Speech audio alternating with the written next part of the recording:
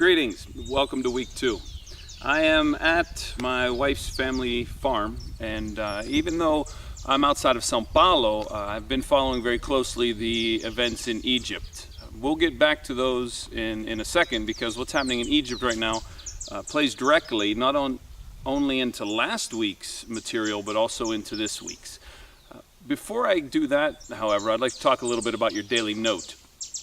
Each day I scour the internet and I look for different stories that I think will not only be interesting to you, but that apply to the content of the week. And last week, if you followed along, we had daily notes on Tunisia, on Egypt, on Yemen, on Lebanon, and then back to Egypt will most likely be your daily note for tomorrow.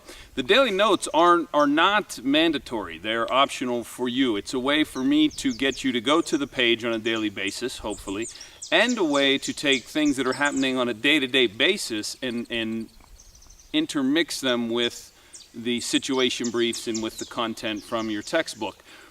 Last week was a fascinating week. You could see through the daily notes many of the things that we spoke of in our situation brief and in the content. Specifically, when we look at Iraq, you should know by now, when you think about your what you should know, your WISCA, after last week, you should know that Iraq is a state, but that it's made up of 3 different nations: Sunni, Shiites, and Kurds. Sunnis and Shiites generally are Arab, but they are different sects of the Islamic religion. The Kurds are different. They're Sunni for the most part, but they're ethnically different. They're a different ethnic group, and they form the northern part of Iraq, the Shiites generally the south, and then in the middle, the Sunnis. But when you understand that in Iraq you have this Sunni, Shiite, and Kurd split, and then you look at Lebanon and what was happening in Lebanon last week, and what happened in that state had a lot to do with the very same Sunni Shiite split that causes tension in Iraq. So what we did there is we took the situation in Iraq and we looked at it and we applied it to a different state, and to see what similarities we could draw between the two, but also, and probably more importantly, what differences. We also talked about the beginning of the nation state, and you should know the difference between a nation and a state.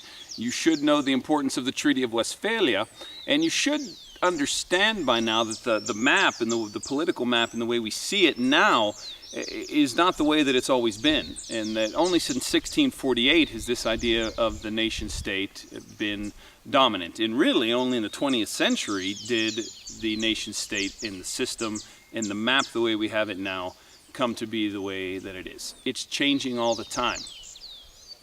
This week, as we look to week 2, there are 3 things that I want you to be thinking about, and really 3 overarching themes for our semester. The first one is power, and your chapter 3 is going to deal with power. What is power in the international system, and importantly for our class, how is power evolving? Is the power that Thucydides talked about in the Melian Dialogue the same power that states deal with today? Egypt is very interesting right now because there is a tug of war between the power of the state, the power of the government, and the power of the people.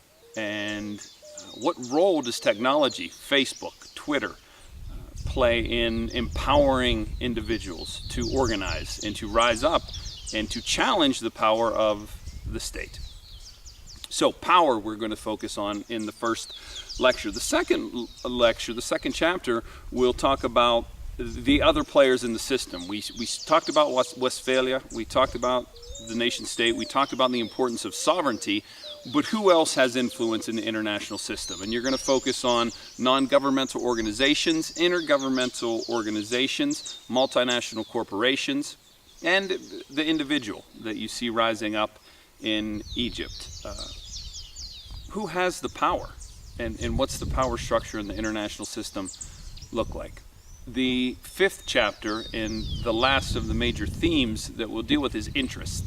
How do we define interest of a state? And we're going to go back to the mid-17th century to a guy named Cardinal Richelieu, and to the role that he played in defining raison d'etat, or national interest. And that will be chapter number 5.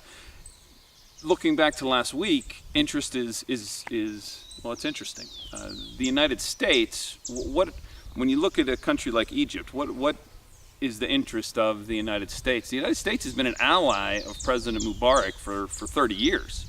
And so now Mubarak's regime is being threatened, right? But it's being threatened by people who are calling for what?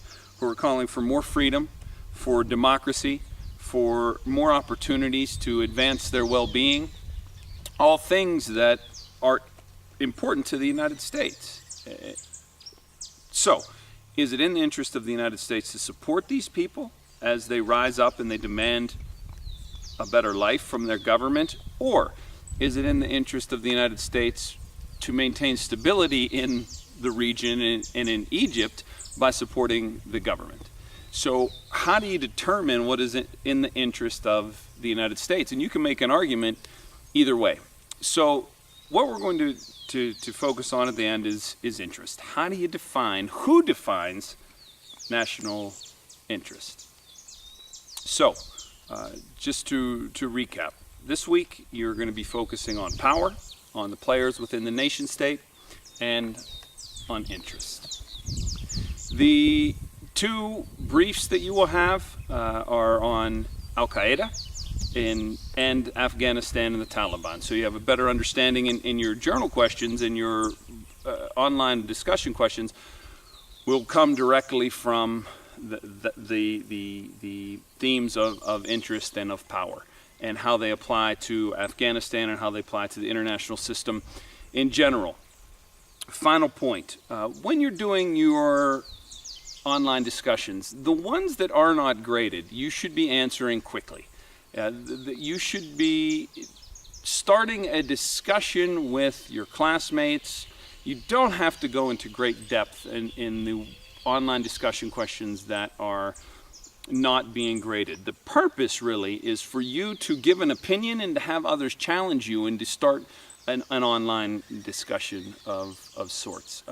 Looking through your last week's online discussions, when I asked for a sentence or 2, I was getting 5 or 6. And I looked early at some of the answers for online discussion number 2, and they were quite lengthy.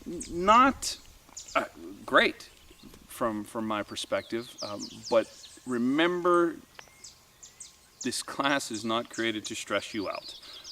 And if you're finding that you're spending too much time on your first 2 online discussions, I want you to ramp it down a little bit, as to not lead to stress and to make you see the class as more of a chore than the enjoyable learning experience that I hope it to be. So with that, I will bid you farewell. Have a good week, and I will look forward to seeing you online. Have a good day.